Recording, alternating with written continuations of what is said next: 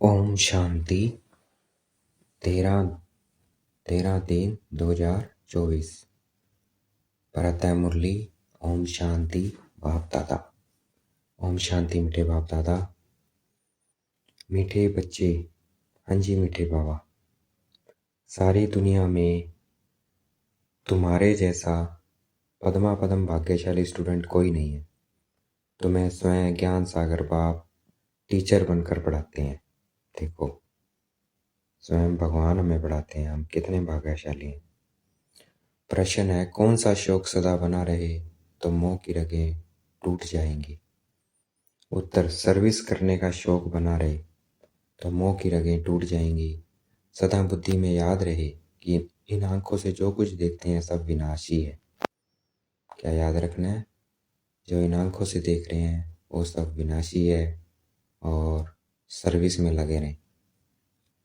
इसे देखते हुए भी नहीं देखना है। बाप की श्रीमत है, hear no evil, see no evil, talk no evil, do not evil. तो इस दुनिया को देखते हुए भी नहीं देखना है। कौन किस में मगन रहना है? अपने में, आत्मा में, परमात्मा में। ड्रामा साक्षियों के खेल देखना है, इसमें ही मगन रहना है, बाबा की मुरली में। ओम शांति। शिव भगवान आवाज। मीठे शालिग्रामों या रूहानी बच्चों प्रति, यह तो बच्चे समझते हैं हम सतयुगी आदि सनातन पवित्रता देवी देवता धर्म के थे। कौन जाने देवी देवता सतयुग में, तो यह याद रखना है, देखना है अपने आप को देवी देवता।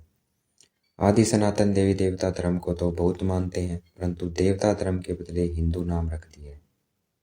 क्या रख दिया? आदि सनातन हिंदू। एक्चुअल में कौन है? देवी देवता। देवी क्यों नहीं कहला पाए देवी देवता? क्योंकि पतित बन गए थे वापस से।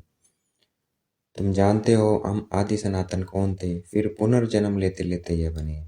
यह भगवान बैठ समझाते हैं। भगवान कोई देहधारी मनुष्य नहीं है और सबको अपनी अपनी देह है। शिव बाबा को कहा जाता है विदेही। आते हैं, ज्ञान सुनाते हैं, चले जाते हैं, आते हैं। तो वैसे ही हमें बनना है। उनको अपनी देह नहीं है और सबको अपनी देह है, तो अपने को भी ऐसे विदेही समझना है। कितना मीठा लगता है जब विदेही समझेंगे, कर्म में आए, फिर डिटैच इस शरीर से, तो कितना मीठा लगता है। करके देखो, बहुत मीठा लगता है। बार बार अभ्यास करेंगे। देखो अभी हैं, मुरली सुन रहे हैं, अभी 1 मिनट के लिए डिटैच होंगे शरीर से। देखना है मैं आत्मा कहाँ पहुंच गई। सूक्ष्म वतन से परमधाम, परमधाम से सूक्ष्म वतन, फिर वापस। कितना मीठा लगता है। वापस में आत्मा इस शरीर में आ गई मुरली सुनने। हम क्या थे अब क्या हैं बन रहे हैं, ये ड्रामा कैसा बना हुआ है यह भी तुम अभी समझते हो।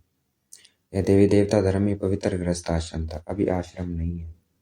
तुम जानते हो अभी हम आदि सनातन देवी देवता धर्म की स्थापना कर रहे हैं। तो पहले क्या था? आश्रम था।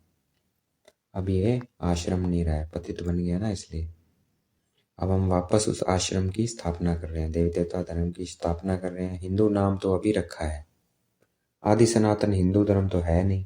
बाबा ने बहुत बार कहा है, आदि सनातन धर्म वालों को समझाओ कि हिंदुस्तान में रहने वाले आप हिंदू हो, हिंदू धर्म नहीं है। जैसे चाइना में रहने वाले चाइनीज, अमेरिका में रहने वाले अमेरिकन्स, वैसे हिंदुस्तान में रहने वाले हिंदू।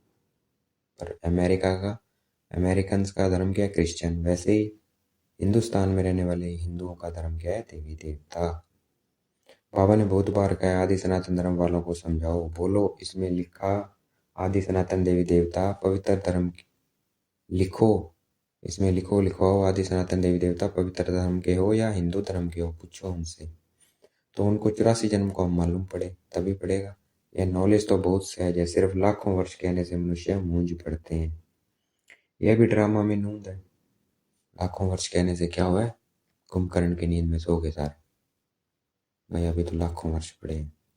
तो बाबा कहते नहीं, क्या रही है? थोड़ी की भी थोड़ी रह गई अब तो। सतो प्रधान से तमो प्रधान बनने का भी ड्रामा में पार्ट है। देवता धर्म वाले ही 84 जन्म लेते हैं। कितनी चीची बन पड़े हैं, कितने चीची बन गए। देवी देवता ही सबसे ज्यादा चीची बनते हैं, क्योंकि सबसे ज्यादा जन्म है। पहले भारत कितना उच्च था, भारत की ही महिमा करनी चाहिए। अब फिर तमो प्रधान से सतो प्रधान, पुरानी दुनिया से नई दुनिया जरूर बननी है। आगे चलकर तुम्हारी बात को समझेंगे जरूर। बोलो घोर नींद से जागो, बाप और वर्षे को याद करो। तुम बच्चों को सारा दिन खुशी रहनी चाहिए, जगाना है उनको कि इस घोर अंधियारे से जागो, बाप और वर्षे को याद करो, तभी सुख मिलेगा, नहीं तो दुख ही दुख है। आने वाला समय में बहुत दुख है। हमें खुशी रहनी चाहिए। हमें खुशी इसीलिए है कि हम बाप और वर्षे को याद करते रहते हैं। सारी दुनिया में, सारे भारत में तुम्हारे जैसा पद्मा पदम भाग्यशाली स्टूडेंट कोई नहीं है। समझते हो जो हम थे वही फिर बनेंगे, छांट करके फिर वही निकलेंगे। इसमें तुम मूंझो मत। प्रदर्शनी में थोड़ा भी सुनकर जाते हैं तो वह भी प्रजा बनती जाती है, क्योंकि अविनाशी ज्ञान धन को तो, इस अविनाशी ज्ञान धन का तो विनाश होता नहीं, विनाश होता नहीं। दिन प्रतिदिन तुम्हारी संस्था जोर बढ़ती जाएगी, फिर ढेरों के ढेर तुम्हारे पास आएंगे। धीरे धीरे धर्म की स्थापना होती है। जब कोई बड़ा आदमी बाहर से आता है तो उनका मुंह देखने के लिए कितने ढेर मनुष्य जाते हैं। यहाँ तो वह बात नहीं है। तुम जानते हो इस दुनिया में जो भी चीजें हैं सब विनाशी हैं, उन्हें नहीं देखना है। सी नो इविल, यह किचड़ा तो भस्म होने वाला है। जो भी कुछ देखते हैं मनुष्य आदि समझते हैं यह तो सब कलयुगी है। तुम हो संगम युगी ब्राह्मण। संगम युग को कोई जानते नहीं है। संगम युग को कोई जानते नहीं है। इतना सिर्फ याद करो, यह संगम युग है, अब घर जाना है, पवित्र भी जरूर बनना है। अब बाप कहते हैं ये काम विकार आदि मध्यांत दुख देने वाला है। दुख देने वाला क्या है? काम विकार। इसको जीतो, इसको जीतेंगे। ये जननी है, पवित्रता सुख शांति की जननी है। सुख शांति अपने आप आएगी। विष के लिए देखो कितना तंग करते हैं। बाप कहते हैं काम महाशत्रु है, उसको जीतना है। अब इस समय कितने ढेर मनुष्य हैं दुनिया में, तुम एक एक को कहाँ तक समझाएंगे। एक को समझाते हो तो दूसरा कहता है जादू है, फिर पढ़ाई छोड़ देते हैं। जादू तो है ही, लेकिन भगवान का जादू है। पढ़ाई छोड़ देते हैं। इसलिए बाप कहते हैं आदि सनातन धर्म वालों को समझाओ। आदि सनातन है ही देवी देवता धर्म। तुम समझाते हो इन लक्ष्मी नारायण ने यह पद कैसे पाया, कैसे पाया? अभी हम पढ़ के क्या पा रहे हैं? पोजीशन पाने के लिए पढ़ रहे हैं। मनुष्य से देवता कैसे बने? जरूर अंतिम जन्म होगा। 84 जन्म पूरे कर फिर यह बने। जिनको सर्विस का शौक है वह तो इसमें लगे रहते हैं, और सब तरफ से मोह आदि टूट जाता है।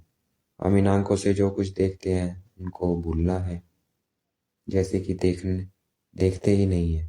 See no evil, talk no evil, do no evil. मनुष्य तो बंदरों का चित्र बना देते हैं, समझते कुछ भी नहीं है। बच्चियां कितनी मेहनत करती है, चित्र बनाया है लेकिन समझते कुछ नहीं है। बाबा उन्हें आफरीन देते हैं जो समझा कर लायक बनाती है। बाबा की ब्लेसिंग मिलती है उनको। प्राइज भी उनको ही मिलती है। प्राइज क्या मिलेगी? स्वर्ग की बादशाही। जो काम करके दिखाते हैं, तुम जानते हो बाबा हमको कितना प्राइज देंगे। पहला नंबर है सूर्यवंशी राजधानी की प्राइज, सेकंड नंबर है चंद्रवंशी की प्राइज। बस सेकंड हो गया। नंबरवार तो होते ही हैं। भक्ति मार्ग के शास्त्र भी कितने बैठ बनाते हैं। अब बाप समझाते हैं इन शास्त्र पढ़ने यज्ञ तप करने से मेरे से कोई मिलता नहीं है। दिन प्रतिदिन कितने पाप आत्मा बन गए। शास्त्रार्थी पढ़ के क्या बने? पाप आत्मा बनते जाते हैं। पुण्य आत्मा कोई बन न सके, बाप ही आकर पुण्य आत्मा बनाते हैं। एक है हद का दान पुण्य, दूसरा है बेहद का। भक्ति मार्ग में इनडायरेक्ट ईश्वर दान पुण्य करते हैं ना भक्ति मार्ग में। लेकिन अब बाबा से मुख आया हुआ है तो डायरेक्ट करना है। परंतु ईश्वर किसको कहा जाता है ये जानते ही नहीं है भक्ति मार्ग में। अभी तुम जानते हो, तुम कहते हो कि शिव बाबा ही हमको क्या से क्या बनाते हैं। भगवान तो एक ही है, उनको फिर सर्वव्यापी कह दिया है। तो उनको समझाना है चाहिए कि तुम लोगों ने क्या किया है। तुम्हारे पास आते भी हैं, थोड़े सुनकर बाहर गए और खलास।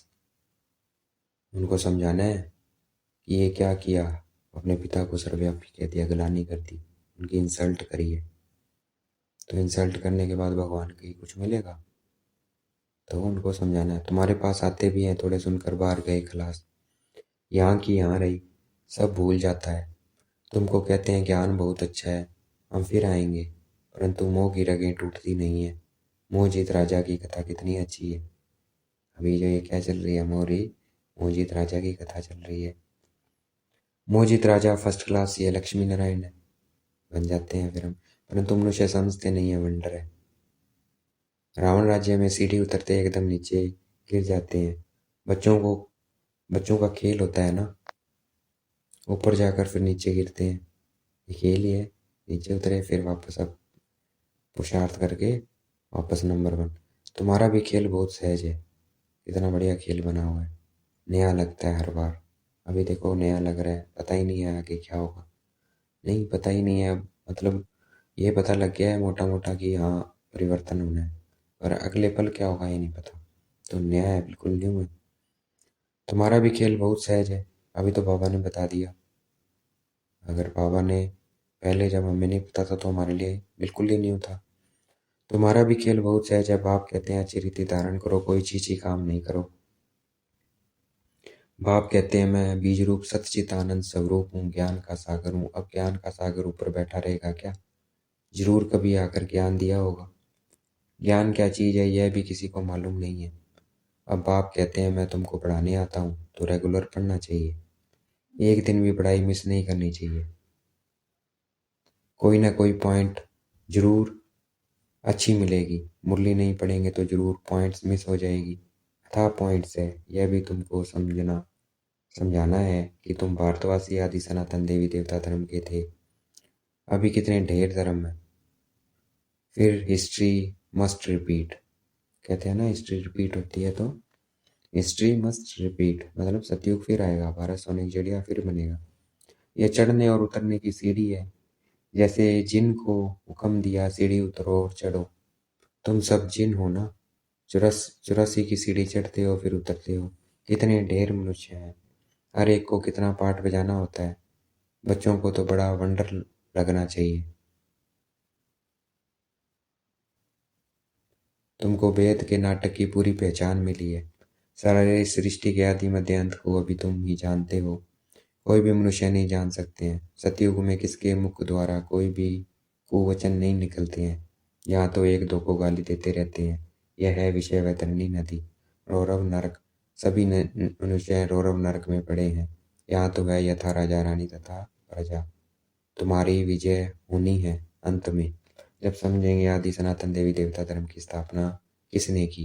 यही पहले नंबर की मुख्य बात है जो कोई नहीं जानते हैं। बाप कहते हैं मैं तो हूँ ही गरीब निवाज, यह पिछाड़ी को समझेंगे जब टू लेट हो जाते हैं। अब तुमको तीसरा नेत्र मिला है, स्वीट घर और स्वीट राजाई बुद्धि में याद है।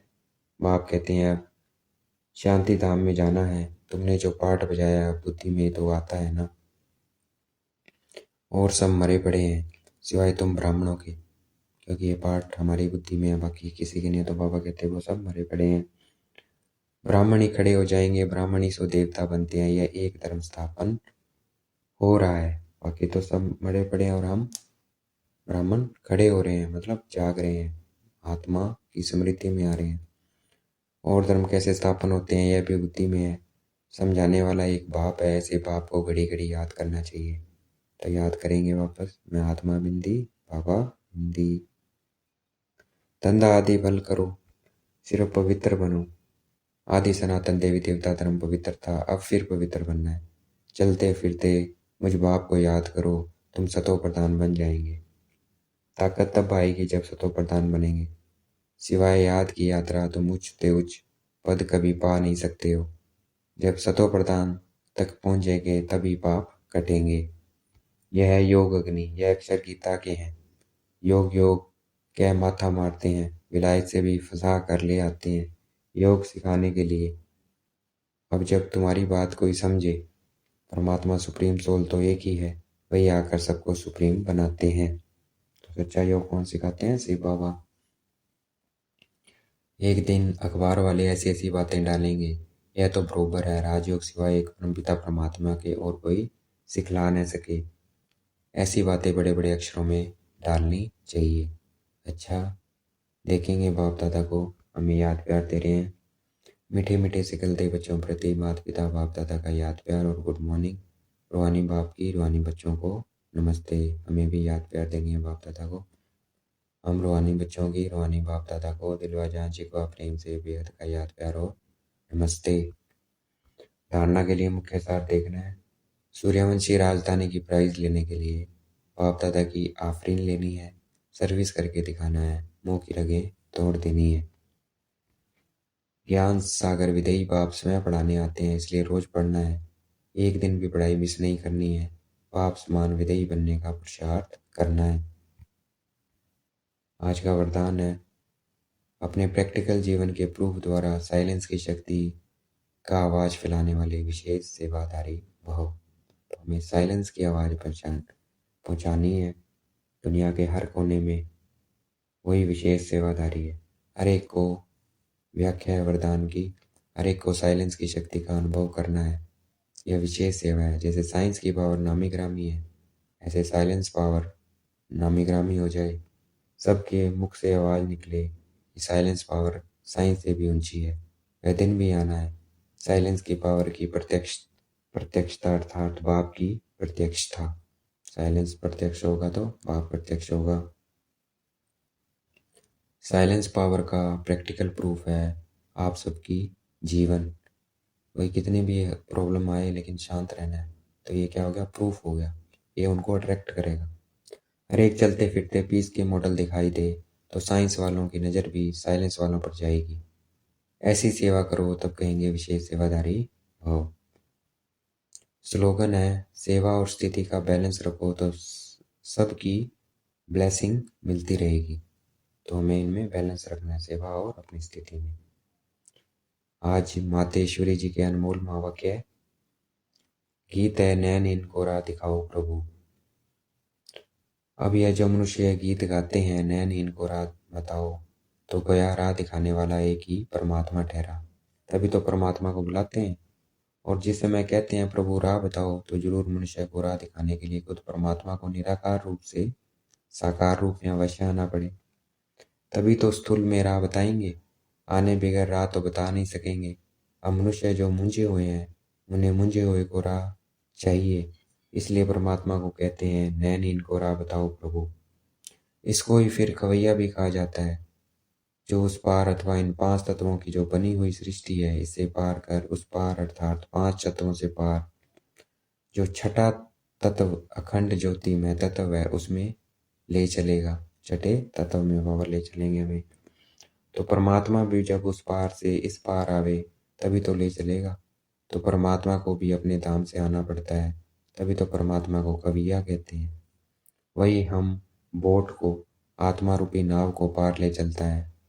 अब जो परमात्मा के साथ योग रखता है उनको साथ ले जाएगा। बाकी जो बच जाएंगे वह धर्मराज की सजाएं खाकर बाद में मुक्त होते हैं। जब सभी मनुष्य अति दुखी होते हैं तो परमात्मा को याद करते हैं, परमात्मा इस कांटों की दुनिया से ले चलो फूलों की छाओं में। इससे सिद्ध है कि जरूर वो भी एक कोई दुनिया है। अब यह तो सभी मनुष्य जानते हैं कि अब का जो संसार है वो कांटों से भरा हुआ है। इस कारण मनुष्य दुख और शांति को प्राप्त कर रहे हैं और याद फिर फूलों की दुनिया को करते हैं, तो जरूर वो भी कोई दुनिया होगी। कहते हैं ना भारत सोने की, तो याद कर रहे हैं हम, सोने की चिड़िया था।